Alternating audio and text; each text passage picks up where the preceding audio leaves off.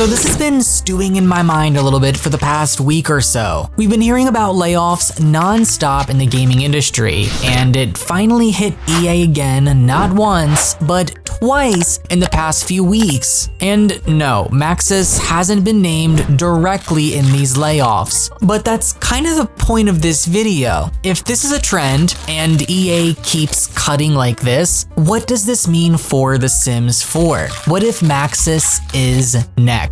And how could this impact the future of patches, DLC, bug fixes, or even the next Sims title, Project Renee? So EA just laid off another 200 people. That's on top of the 100 they already cut at Respawn. And in case you're wondering, those are folks behind Apex Legends and the Star Wars Jedi series. The new round of cuts mainly hits EA's experiences team, stuff like customer support and fan care and even marketing, but other departments were hit as well. Now EA says it's part of a long-term strategy to realign teams and drive future growth. Maxis has not been publicly affected, at least yet, but these are still EA-wide decisions. So if things get tighter, it's not unrealistic to think that Maxis could feel the pressure of this in the coming months or even years. And if that does happen, then simmers like us are going to feel the effects of it too. Now I want to rewind time all the way back to May of 2024, a whole year ago, to when the Sims team acknowledged the state of The Sims 4 and all of the bugs that were plaguing the game. So they put out a statement saying they'd assembled a dedicated crew to fix performance issues and improve the core gameplay experience. And to be honest, we did see results from that. Performance improved. There were definitely fewer game-breaking bugs, and the businesses and hobbies expansion launched way smoother than some of the packs before it. The laundry lists were jam-packed, they rolled out fixes for crashing, memory issues, DirectX 11 support, and the game was just in general way more stable than it was previously. And I think for the most part that does still hold true today. Yes, we have a lot of game-breaking bugs and save file corruptions, but just the overall stability of the core game is definitely better now than it was a year ago. But speaking in current perspective of 2025, it's starting to feel like things are slowing down again. Bug reports are stacking up and fixes are taking a lot longer.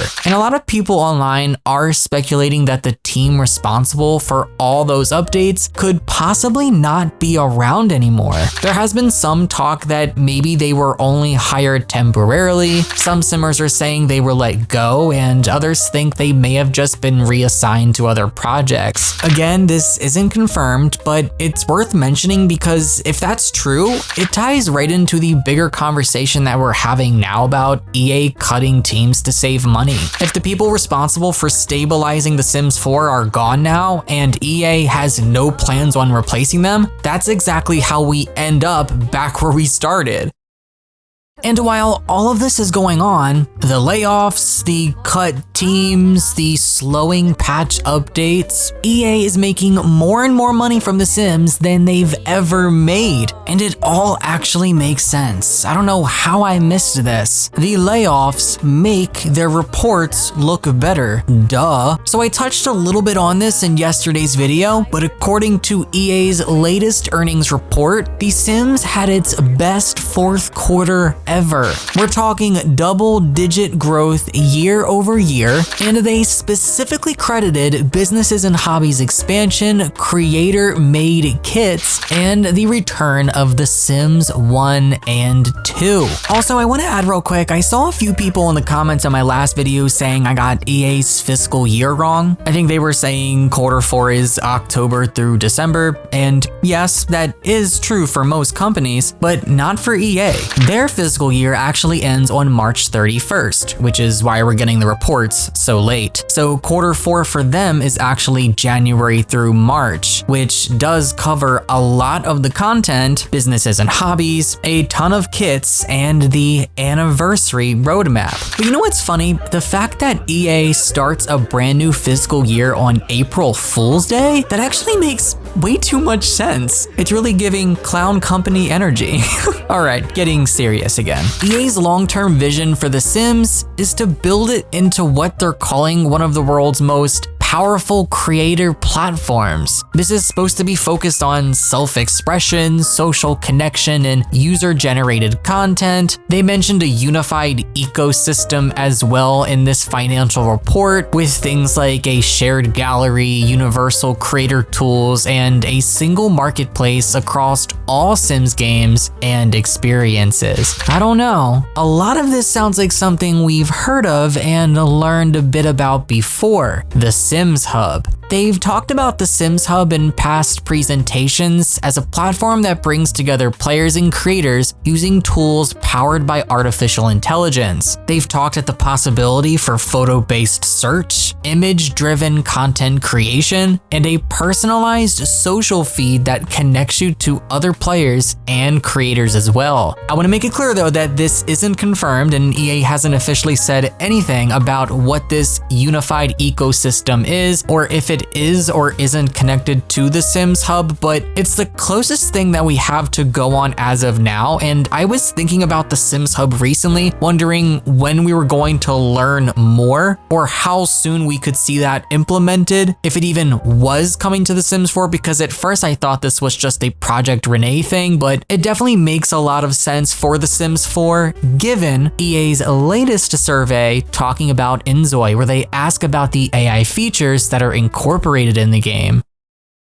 And if that's where things are headed, it makes sense why EA would start restructuring now. It's not just about launching packs, it's about building a long-term platform that virtually runs itself, completely driven by user content, creator tools, and AI systems that scale with less manual development. It sounds robotic and quite dystopian, to be honest, but it doesn't surprise me because everything else in the world is moving in this direction. I'm honestly shocked, if anything, it's taken EA this long to catch on and implement this. I thought they would have already had this done by last year. So that's the future EA seems to be leaning into. But speaking more broadly in terms of layoffs, this is happening industry-wide. In the past 2 years alone, over 16,000 people have been laid off across the gaming world. 2023 had over 11,000 cuts, and by the end of 2024, the industry was already nearing 6,000 more, which is insane.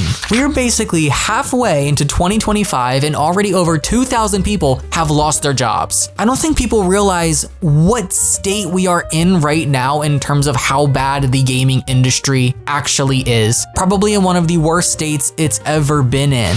Major studios are canceling projects, downsizing, and freezing hiring, and with so many developers all looking for work at once, even experienced people are struggling to find new roles. This is the exact environment that Maxis is working in. Let's say that Maxis is stable right now. They are entirely surrounded by instability, and it's only a matter of time until they are the ones affected, which will then affect us. If Maxis ever does get hit by these cuts, it could show up in a bunch of different ways. We could start seeing slower patch cycles. I think DLC releases might stretch further apart for sure, and bug fixes might take even longer than they do to come out. And that's why I wanted to bring up the bit about the statement from last year, because I'm worried we're kind of already seeing that. And obviously stuff like community outreach and player support would take a big hit as well. QA testers are usually the first to get hit in these kinds of layoffs, and that's going to be a big hit for The Sims. We need as many QA testers as we can get on the team right now. Even though things are better now than they used to be a couple of years ago, I feel like at least our patches still break a lot of things and don't fix enough. So they're definitely needed there. Even if the Maxis team stays intact, they could still be asked to do more with fewer resources. And I don't even want to say that quality will begin slipping at that moment, because I feel like we have started to see quality slip now for many years, so that's nothing new.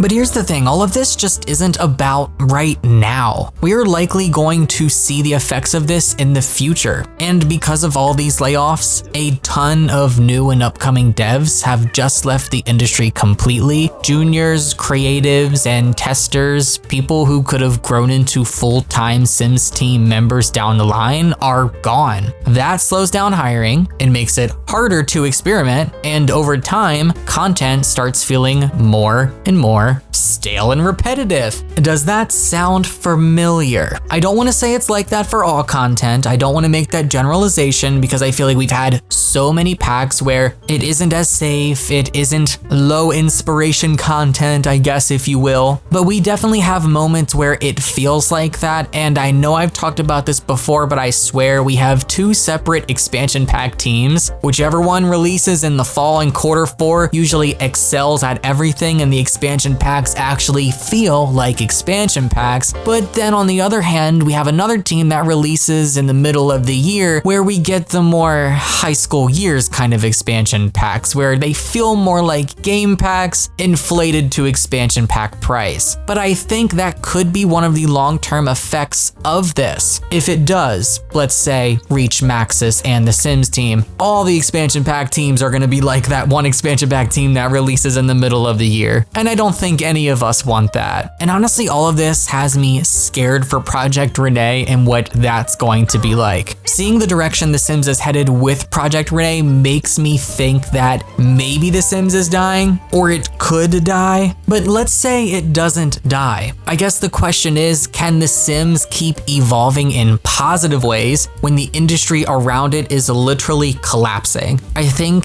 things are going to get very, very interesting over the coming years. But I want to hear what you guys think about all of this. Do you guys personally see Maxis affected in the near future by all of this? Honestly, I do. I know that there's no direct proof or receipts that they are affected now, but these things have a ripple effect. And have you noticed anything different in the way The Sims 4 has been updated lately? Share all of your thoughts in the comments below, and I want to thank you so much for watching this video. Take care, guys, and happy life simming.